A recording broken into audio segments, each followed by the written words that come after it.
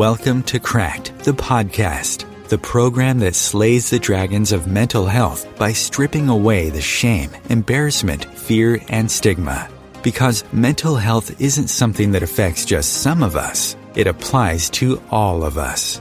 Here to shine a new light on areas of mental health that often go unvisited are your hosts, Rebecca Schaper and Sandie Sedgbeer.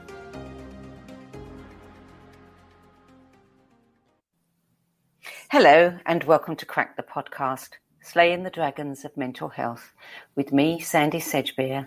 And me, Rebecca Schaper. There are many natural aids and solutions to help support our physical, emotional and mental well-being. Many date back thousands of years before pharmaceutical drugs were even a consideration. The ancient Greeks, Romans, Egyptians and Chinese all believed in the therapeutic and healing properties of plant oils and essences, while there are numerous references to these in the Bible. Lorie Eve Dechar is an acupuncturist, an alchemical healer, an artisan of transformation, and author of 3 books, 5 Spirits, Kigo, and The Alchemy of Inner Work, a guide for turning illness and suffering into true health and well-being. Her background includes a master's degree in acupuncture, training in archetypal psychology, Gestalt, focus in oriented psychotherapy, and Zen mindfulness meditation, as well as 15 years as a senior faculty at the Tri-State College of Acupuncture in New York. In 2013, with her husband, Benjamin Fox, she co-founded A New Possibility, a healing and learning community committed to inner work that leads to outer change. Lorie joins us now to explain how essential oils and flower remedies affect both our psyche and our physical health, and how applying these to specific acupoints on your body can provide a quick, healthy, and natural alternative solution to drugs in helping to alleviate symptoms of stress, anxiety, and depression when life gets fraught. Lorie, welcome. Well, thank you so much, Sandie, for that lovely introduction. I'm always like, wow, that's really me. It is you. I've been at it for a while. And Rebecca, lovely to see you too. It's really an honor to be with you both. And I couldn't be more excited about the topic, is how do we heal ourselves and maintain our health and resilience without resorting to pharmaceuticals when really there's other ways.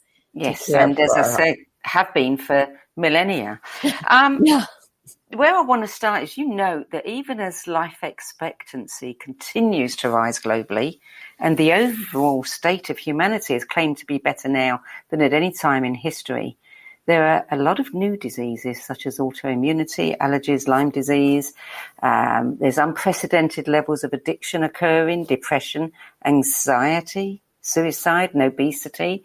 And all of these are actually causing a decline in physical vitality across the globe. So what is going on here? And how is it that alchemical healing, which is what you practice, can open up a new conversation about our physical health? So tell us a little bit about that. Okay. Well, I love how you're putting that together there, because of course the statistics say one thing, life expectancy is expanding and certain forms of illnesses we have eradicated or we're able to keep at bay. But what we're not looking at with statistics is actually the quality of our life. Maybe it's longer in some countries, although, given what we're dealing with now with COVID, everything's a bit up in the air as far as the numbers. But we can say life expectancy is longer. But what about the quality of our life?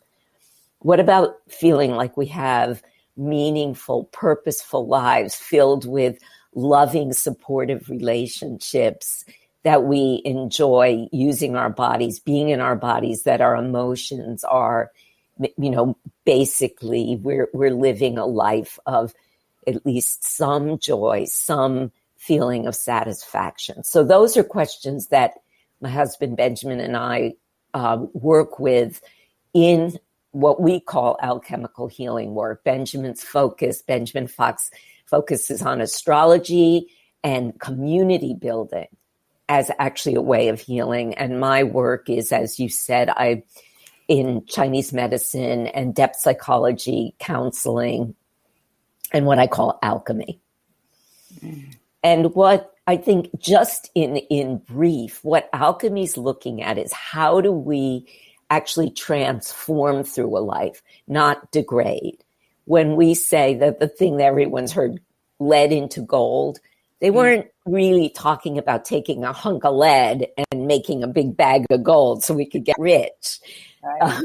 Although some alchemists were actually put in jail and kings would say, okay, make me gold, you know. But what they're really looking at is, how do I transform the raw material, the conditions, some of the challenges, just basically living in a body? How do I transform that into gold making? Which is another way of saying into making wisdom, is into making compassion, into making purpose in my life, into making my life something that I can look back on and say, you know, I did what I was supposed to do here. So that's the very short form. If we talk about alchemy as the art of transformation, we're looking at healing as transformational process, whether that's through astrology, Chinese medicine, depth psychology, flower essences, oils, everything that we use. We're looking at that question of, where does this person want to go? What would it look like if I was living the life I meant to live? I love that. My question for you is, you and your husband practice and teach what you call modern day alchemy. Yes. Which you say you discovered by accident. Can you talk about your first treatment and how the psychological medicine opened up a whole new awareness for you? Yes. Well, Rebecca, I appreciate that question, and I do talk about it a bit in the book, The Alchemy of Inner Work. Right. When I say by accident, when I discovered alchemy, I'd already been practicing Chinese medicine, but more in a standard way, not only physical, but emotional to some extent. But somehow I kept feeling like, yes, people feel better after the treatment, but their life isn't changing. Like their whole life, how they're behaving, how they're feeling day to day. And I, meanwhile, was going through a massive divorce with my daughter's father, who I now just think is a wonderful guy, but that was 20 years ago. We were just like going at it the way humans can somehow do that, even with perfectly nice people. Anyway, we were in the middle of that, and I was really having a kind of an emotional breakdown. Truly, it was my early 40s, and I'd never been off on my own. We were divorced. I had a young child, and I was having terrible insomnia, terrible panic attacks that I never had before. In fact, the first panic attack I had was then, and I thought that I must have taken some kind of toxic poison into my body, because I was shaking and sweating and feeling palpitations, and I didn't know what it was. And then those continued. And I tried everything. Of course, I was already in alternative healing. So I tried acupuncture, I tried this, I tried that, and nothing was getting at it. I tried hormone replacement, I tried antidepressants, nothing. And I got the name of a man who changed my life, Nathan Schwartz-Salant, who was a Jungian analyst, but I say a closet alchemist, a closet magician. And I went to my first session, and sitting in this very standard kind of New York City analyst's office. And all of a sudden, there was I felt a kind of flow of chi in the space. And I felt that I was being listened to, heard, and seen in a way that I had never experienced before. And that's what alchemists call a kind of field of relationality or an energetic field that actually is a flowing of what we can call psychic energy, the energy of the soul. Yeah. Let me ask you, Lorie, when you felt that, did you feel it was like energy that y'all were giving each other? And do you also feel like that you were just more open at that point when you went into his office, and that's why you felt the chi? And for the listeners, do you mind just talking what chi is? There may be some listeners. Yes, good. Yes. Good. Let's back up. Okay. So qi is a Chinese word, and it became, it's used to some degree as an English word now, but it's still an unfamiliar word. It's, when you spell it, it's CH''I. That's how we usually write it in English. Sometimes it's QI. So people, if you see that CH''I or QI, it's qi. And what qi, it's a Chinese concept. And in a way, it's what distinguishes Chinese medicine from Western medicine. Because the Chinese understood the body just as we do, that we have muscles, bones, organs, and blood. But they also believe, which I believe and have seen, that there's a flowing of life force through the channels of the body. And it has specific pathways that they've mapped that we call meridians. And what we're talking about actually a little bit later today, the points are places on these flowing meridians of life force where, whether you want to say the divine or the wisdom of our bodies or whatever it is, there are these little doorways into the chi flow. For people who like electrical illusions, you could think of it as a circuit, like we've got a circuit of energy. It is. My brother was an electrician, and he always got it. He was like, "Oh, I get it." Like you stick the screwdriver in there, and then the flow opens. So chi is the current of life that runs through all of nature, and every one of us, everything that lives, has chi. So what you're basically working with is you're working with the chi, and you're using other subtle energy fields, frequencies, when you're using things like flower remedies and essential oils, and you're applying them all together. Exactly, Sandie. That's exactly it. Now, what happened for me in that moment when I experienced this amazing, all of a sudden, the panic lifted, the shaking, the anxiety, it was actually a flow of chi from someone's care, from this deep being seen. Yeah. Which in itself is a subtle form of energy exchange. Yes. You're picking that up in the field and having a response to it. Yes. Right. Yes. And Rebecca, your question, which I think is a really good one, was I particularly open to it? I would say that is when we say in the book, how do we transform suffering into possibility? Right. Yes, I think at those moments when we think we're the most cracked, when we're the most broken, it was definitely how the light got in, just what you say on your beautiful opening page, Leonard Cohen's wisdom. I was cracked. I had been broken open by the divorce, by my fears of survival. And it was the best thing that could have happened to me. That's incredible. I love that story. And thank you so much for sharing that. It's beautiful. I mean, it's the funniest thing now because, of course, we have this wonderful granddaughter.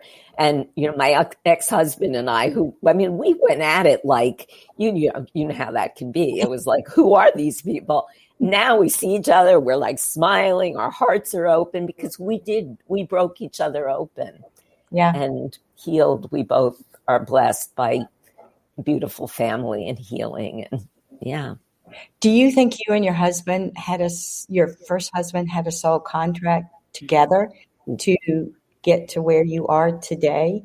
And there were lessons learned from each other from this, and now you're here? 100%. Yeah. We think we're definitely on the same page. Oh, yes. I understand. Yeah. Sometimes when I say that to younger patients who are, I'm working with them, I say, someday you'll thank that person. And they're like, you're out of your mind. Oh, yeah. Wow. Yeah. Relationships are our best teachers. Mm-hmm. Oh, yes. Yes. And that's a key piece of alchemy. Yes. When you look at old alchemical drawings, you often see the king and the queen, or a tiger and a dragon, because they're looking at exactly that, Sandie, the potent transformational power of relationship. So I'm curious to know, at what point, you've studied all these things, Gestalt, Jungian therapy. At what point did you start bringing all of this together? Okay. So, I started working on my first book, 5 Spirits. That was what the kind of emergence, when we talk about, I think of even now, like we say, we're in an emergency. I was in an emergency, but then you ask what's emerging, what's emergent from the emergency.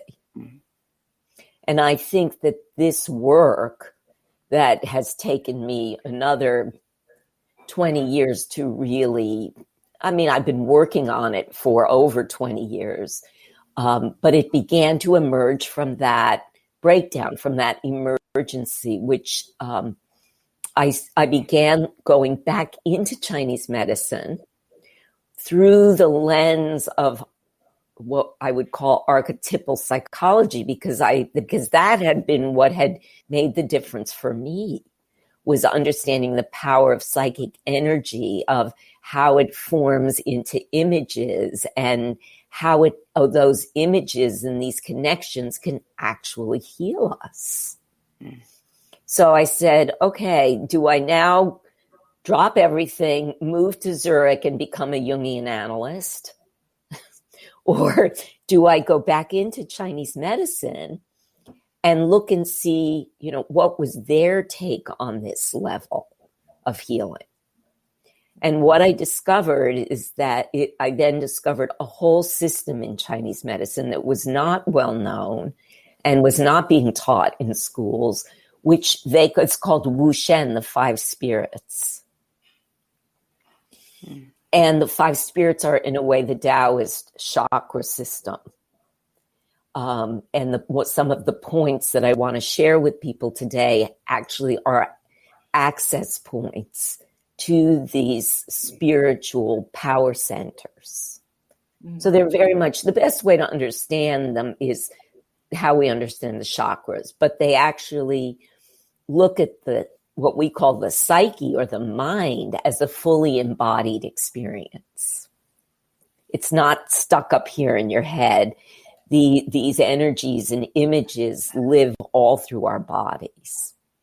So once I started working on that book, which is really the only book in English only book that totally focuses on the 5 Spirits, because it just wasn't brought over from mainland China at the time. That was the beginning of how all of the work that I'm doing began to kind of accumulate around this idea of an embodied spiritual matrix. And how do we work with it? And how do we touch it? And how do we harmonize it?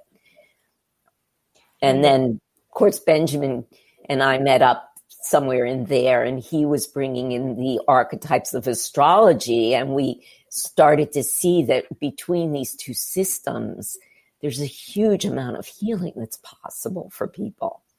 And that's what we've been teaching and training people to do for now close to 2 decades.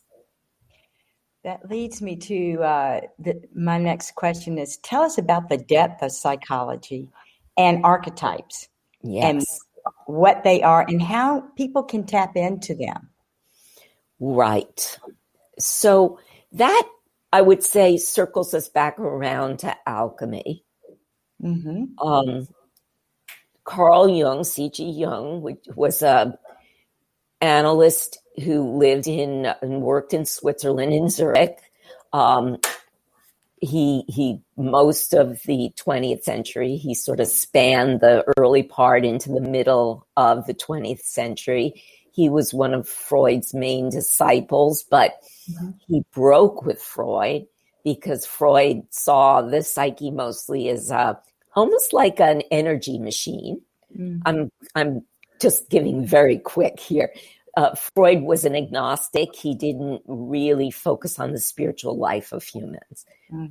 Jung said no. He said, yes, the instincts, we've got to deal with them and our, upsets and emotional upsets, but just as powerful as our instincts to survive or for procreation is this instinct to spiritually evolve. That drive to become, live my divine mandate is as strong as any other drive in a human being. And they broke at that point. And Jung went off because Freud really was not going to go there. Yeah. And what Jung discovered was that this spiritual drive is embedded in what he calls a kind of collective energetic field. He calls it the collective unconscious. It's in all of us. Yes. And that collective unconscious is filled with enlivened, I call them beings, but in psychology, they call them archetypes. They call them archetypes but we're born with them. Yes. So they're like a great goddess. I'm watching that in my granddaughter as she emerges into the world. There's already in her a knowing of a mother. She calls her Mommy Nina. Mommy Nina was in Diana before she was born. That's an archetype. Yeah. And Daddy David, that's the father archetype. And then I get to be the great grandmother archetype. And, I didn't think I'd like being a grandmother, but suddenly it's so wonderful and it's so primal. And that's the archetype. Yeah. So when we all have them and they're all accessible to us through our dreams, through images, through, a tree that you look at. And maybe when we get to the points, we'll actually come back to how people can really in real time use them. Okay. That sounds great. So your work overall then is what you're doing is you're kind of redefining healing in a way that allows the soul to come back into the conversation, which is something that is, when it comes to mental health and well-being, the soul is often completely ignored. So, this is something that Rebecca and I both agree. We love your book because, you're offering people who are having what society might call mental health issues, an opportunity that integrates the whole mind, body, soul, spirit part of them and gives them an easy way to rebalance the energy, the chi, if you like, through plants, through the natural world, through the acupuncture points. Yeah, it's beautiful. We're going to go to break now. We'll when we come back, we will be focusing on these acupuncture points. Great. Okay, dog. I'll be here. Okay.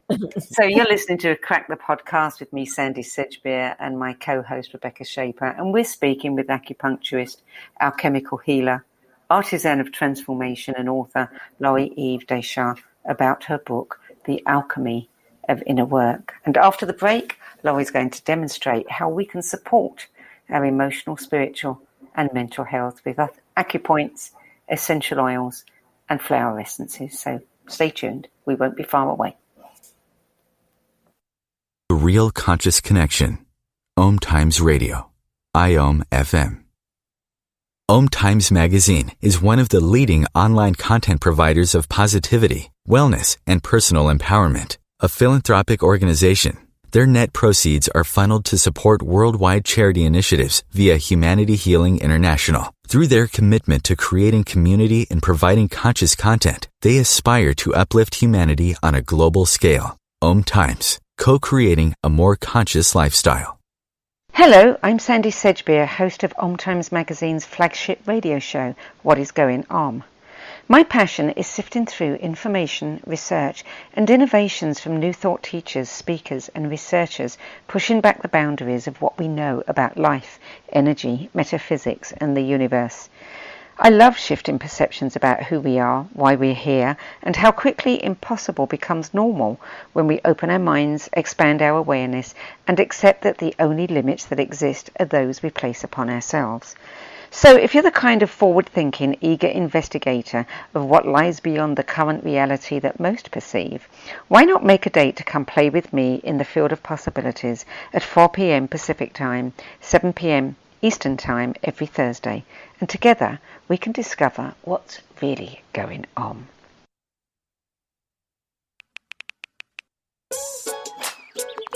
Worried about your friend but don't know how to reach out? You could say, how are you, or get a fake tattoo. You could ask with an app if it works for you. You could chat with them in VR, it's all good. If you think you should check in, yeah, you should. Whatever gets you talking. Reach out to a friend about their mental health. Whatever gets you talking. Learn how you can help at seizetheawkward.org.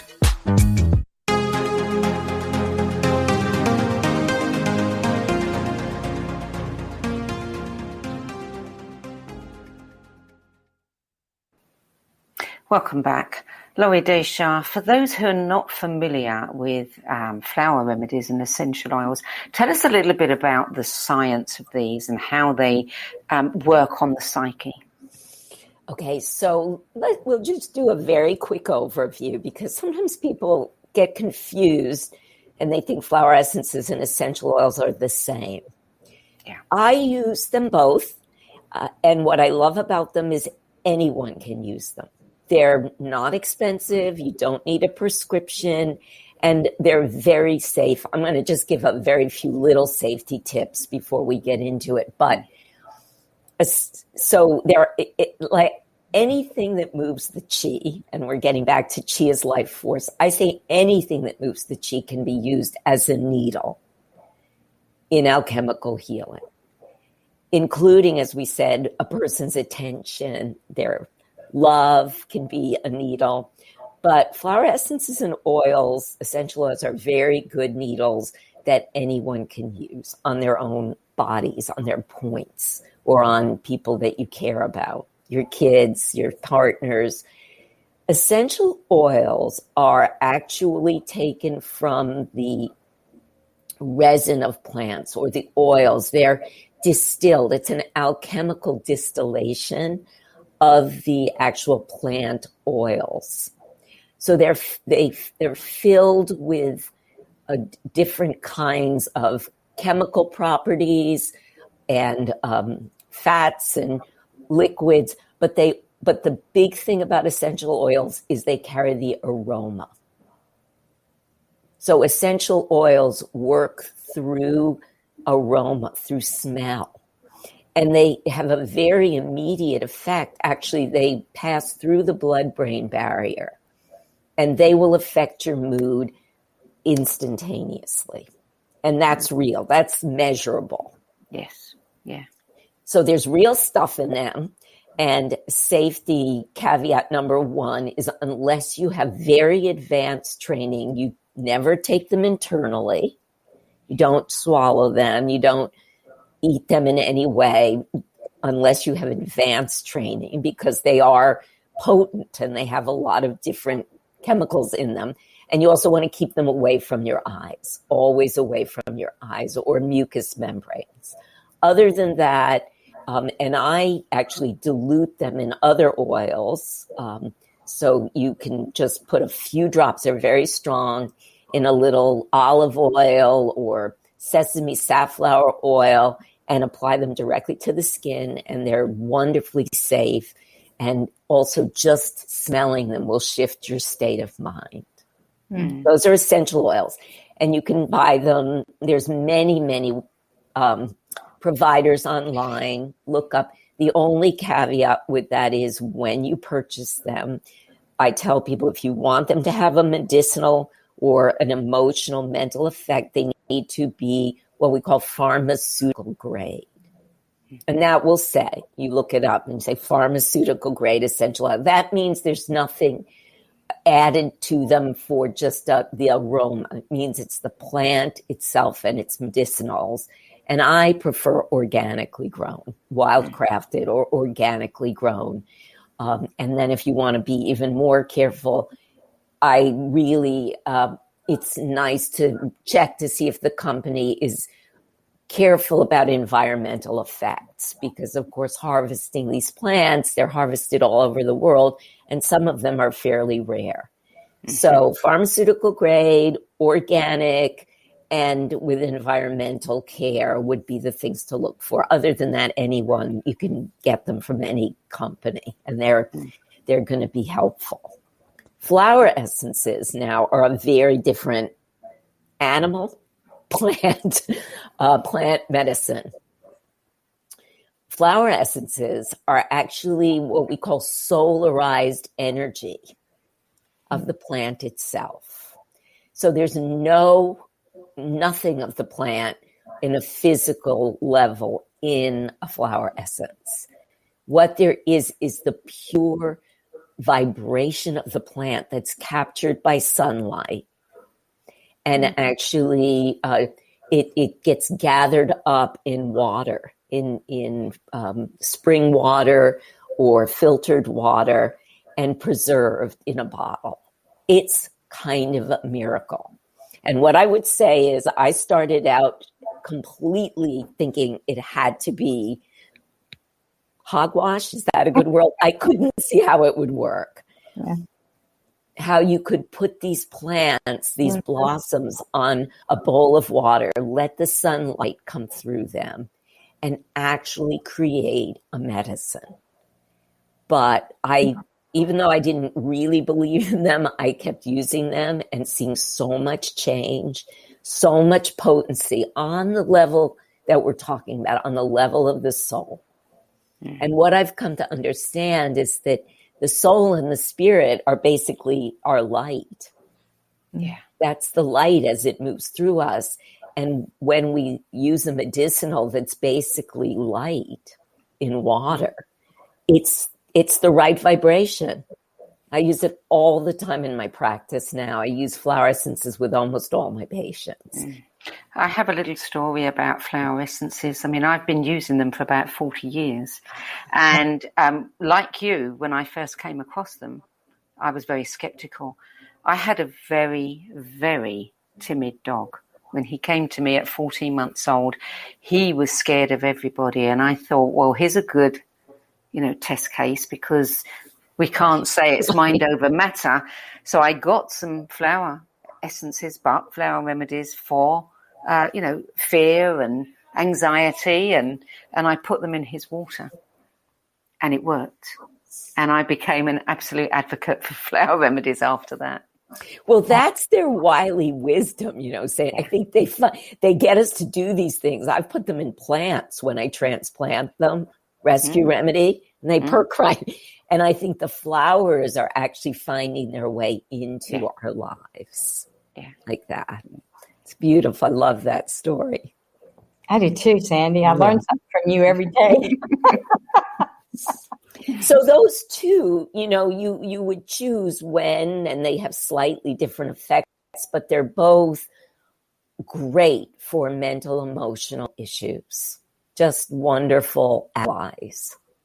Do you recommend where people can get them, or do you have it on your website? Or we do. I mean, if people actually join our community, and it's community.anewpossibility.com, if they actually, and that is joining into that community, we have a lot of information. We also have courses on there, which you don't even have to join the community. We have an intro to flower essence course by a wonderful flower essence magician, Lindsay Fauntleroy. She's one of our alchemical healers and an amazing flower essence practitioner.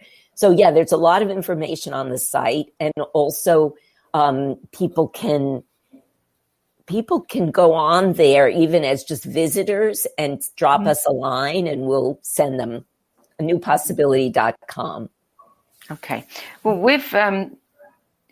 this is such a fascinating topic. There's so much we can talk about, but we need to keep an eye on the time, because we know we really want people to have the the opportunity to learn about the points that they can use. And I know that you can do that.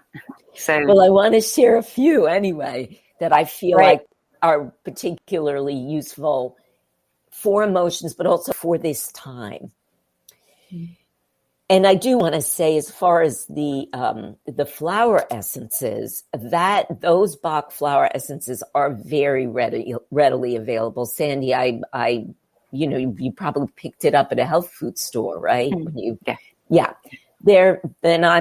all the essences that I'm going to talk about are Bach flower essences.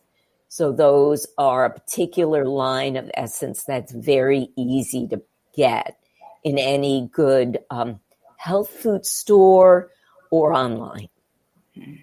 And the oils are a little more, there's more variability about where to get them. But again, if you go for organic, pharmaceutical grade, you'll get a good oil, and you can also contact us. So I want to start with a point that's one of my very favorites. And I feel that this point is the gift for all of us this year, after we've all gone through all kinds of stress and challenge with the quarantines and the uncertainties. So it's a particularly good point for now, but it's a point for all seasons, we could say. And it's called the Palace of Weariness. So every point in Chinese medicine has an amazing poetry in its name, but also in the name is the wisdom that the ancient physicians wanted us to know. They embedded their wisdom in the point names. And that is what my other book, Kigo, is about. It's all about the wisdom of the point names. So if you want more on that book, Kigo, you'll get everything you could want and much more about points and point names. But let's just start with the simple point, the Palace of Weariness. Now, this point is in the very center of your palm. And if you lightly close a fist, you'll see where your middle finger lands, and it's on the crease closer to the wrist. So, just like let your hand be soft, let your finger drop down, and you will be in the point there. Okay. On the crease closer to your wrist. And if you're listening, again, it's just between the second and third fingers. Make a light fist where the third finger lands. You'll feel a little dip, a sensitive spot. Okay. It's a sensitive spot on the palm, and it's almost like if you let your finger go lightly, it falls right into it. The point kind of invites you in. And even just touching that point will begin to calm the heart.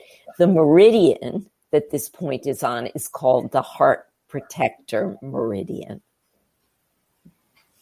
So Palace of Weariness is like the master point for that whole kind of energetic shield of our hearts, which we all certainly need. Especially now. I feel like everyone, especially as maybe there's a little more coming out of quarantine, coming out, it's spring. We want our hearts to be open yet protected. That's what this point is all about. And the essential oil that is this point connects to rose essential oil like it's a divine marriage. Those two together. You just put a drop of rose essential oil on this point, And you will feel this expansion of protection and also an immediate calming of what we call the spirit. So we think about this point for agitation, if I'm getting anxious before giving a talk. I wasn't anxious with you guys. I just knew we'd have an easy, but if I am, giving a talk about in front of a lot of people, rose essential oil, then I feel like I can be open, I can be connected, but I'm protected.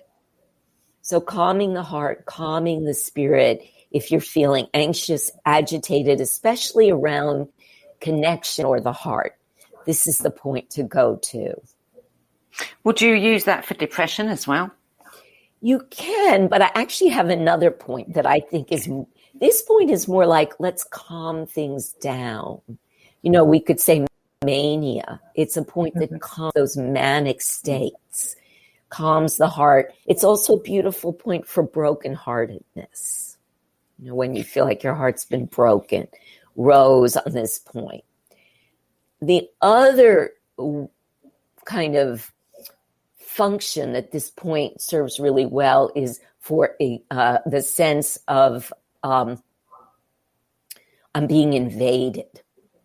I don't feel protected.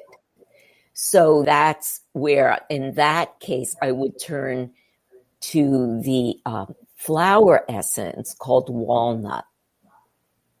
So the two here, you can choose your rose essential oil for calming, for that sense that I'm open yet protected, that my broken heart is healing.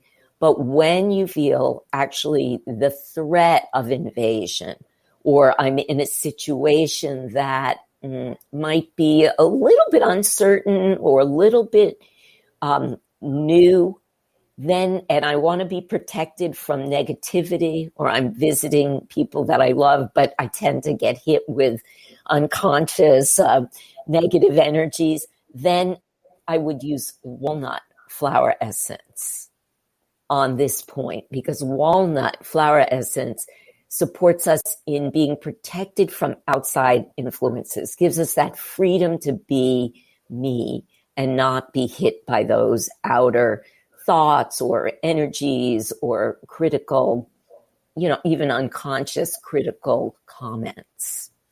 Okay, so that's Palace of Weariness. It's a deeply restoring point, a restorative point, a calming point. And sometimes I say it brings us to a kind of palace where we can heal, we can restore, and we can convalesce from a difficult time. Okay. Does this work with people who are maybe on prescription drugs? Absolutely.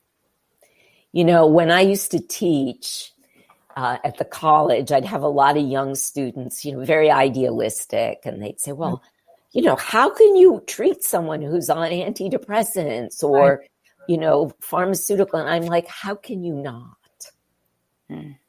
So how does that work? I mean, if a person is on, prescription drugs, antidepressants, and they use this method, can you just tap in? Can you just talk about that a little bit, how that really works? I'm just curious. Yes. Well, what I say is the pharmaceutical drug is kind of a loud noise in the psyche. Yep. Right. And sometimes the noise is loud that we don't hear their songs. Mm-hmm. And these methods, these more subtle methods, are a little quieter sound in the psyche, but they're still going to sing. And then gradually, if we use them, they actually will modify. They'll change the whole way that the psyche is feeling.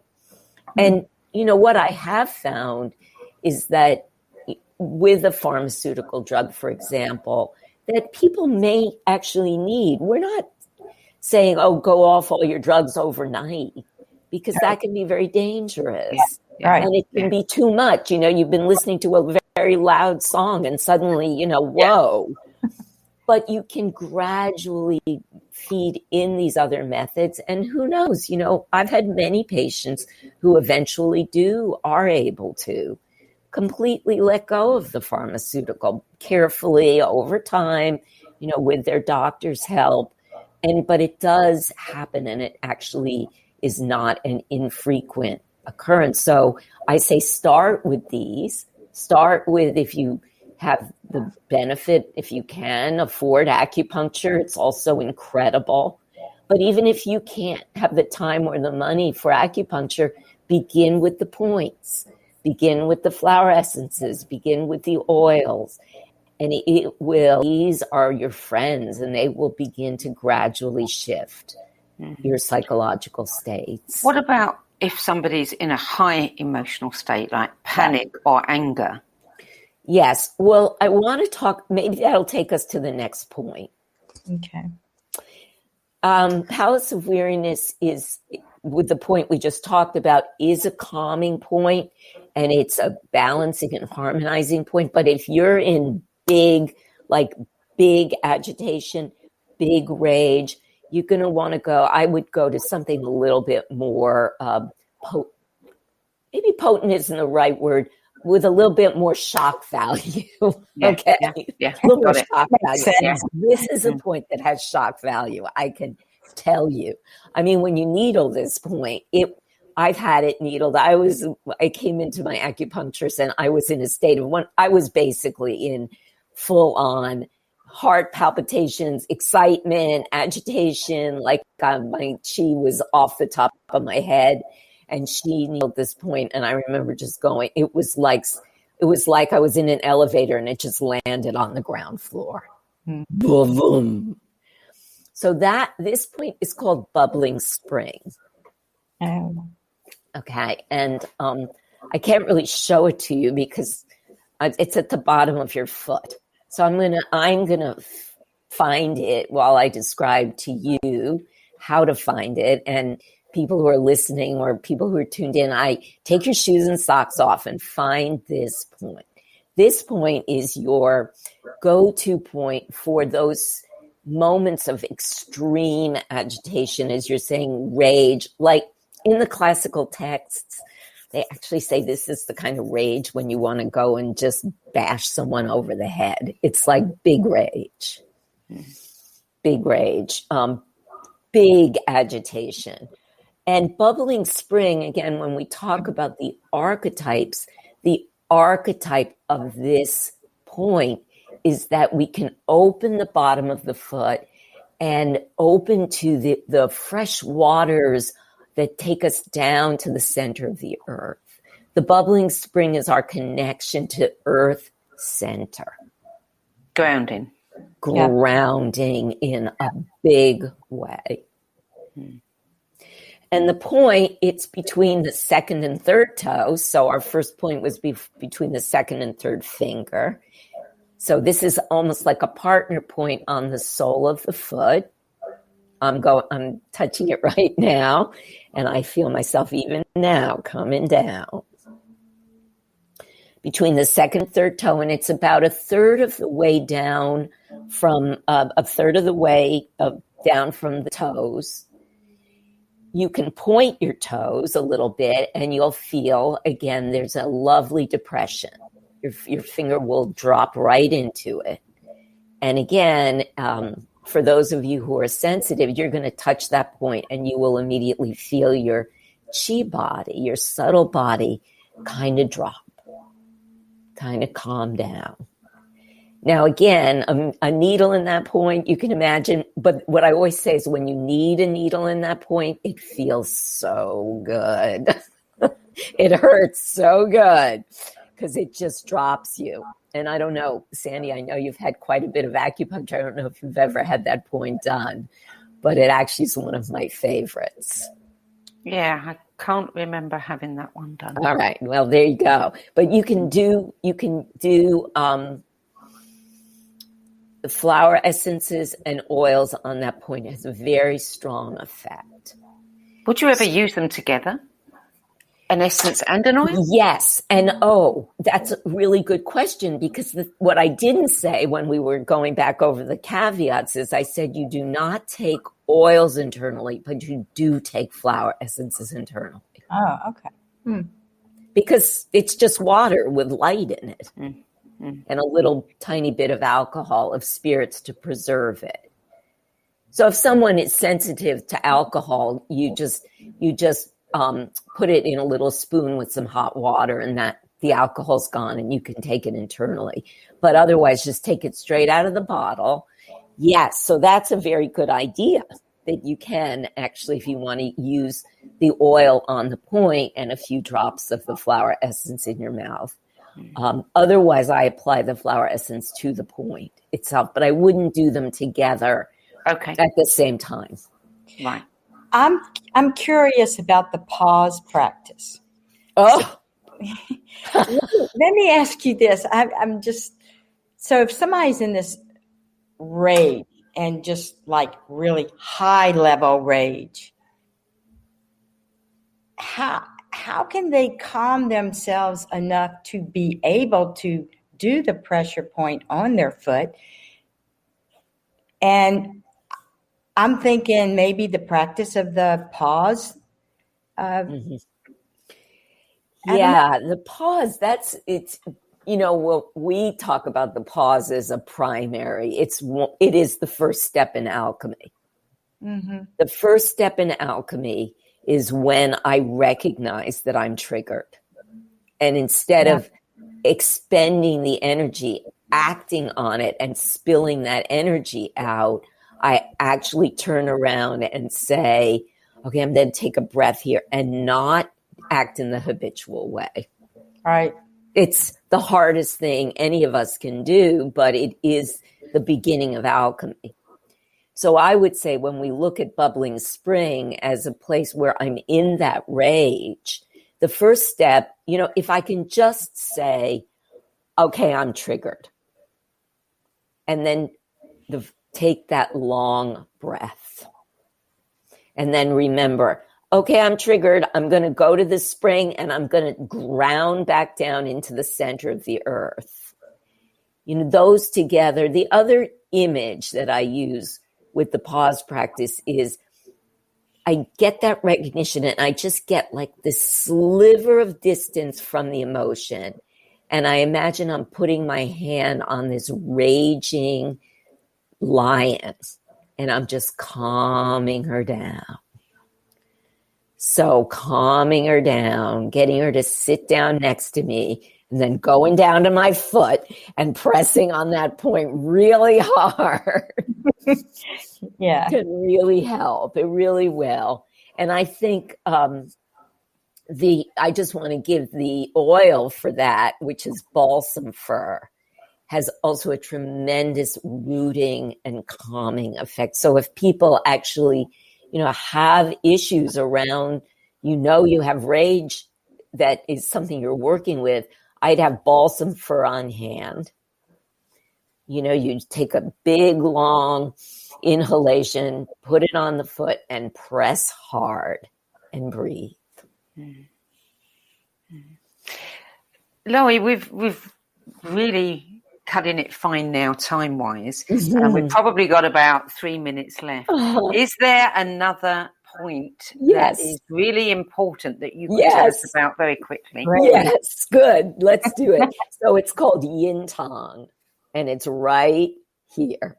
It's the third eye point. Third eye. Yeah. Yin Tang, which translated means the hall of impressions. Right? And it's right midline between your eyebrows, and you'll feel a little notch there.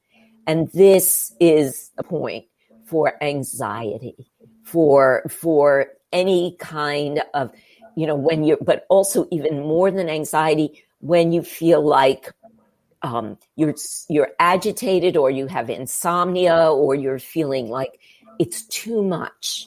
I'm just taking in too many impressions and I feel like I'm going crazy inside. Overwhelmed, yeah. And, or you've just watched the news. Hall of impressions. And it's a lovely point also for children who feel frightened at night. It's the point for what they call childhood anxiety or fright. And the oil, this combination of Yin Tang, Hall of Impressions, and chamomile essential oil will have the most beautiful calming effect. And I think we all need that now. Yeah, we certainly do. Lorie, we're going to have to stop you there, I'm afraid, very reluctantly. But, you know, your book is full of ideas and information, and you share, I think, 5 oils and 5 flower remedies in your kind of medicinal cabinet of natural remedies there, as well as the points to use them. So I would encourage viewers to go there and get your book, go to your website, get your book, find out what they can, and start using these on themselves. Wonderful. Rebecca, very quickly, is there anything you wanted to say before we have to say goodbye to Lorie? I wish we had another hour. Yeah, I know. I know.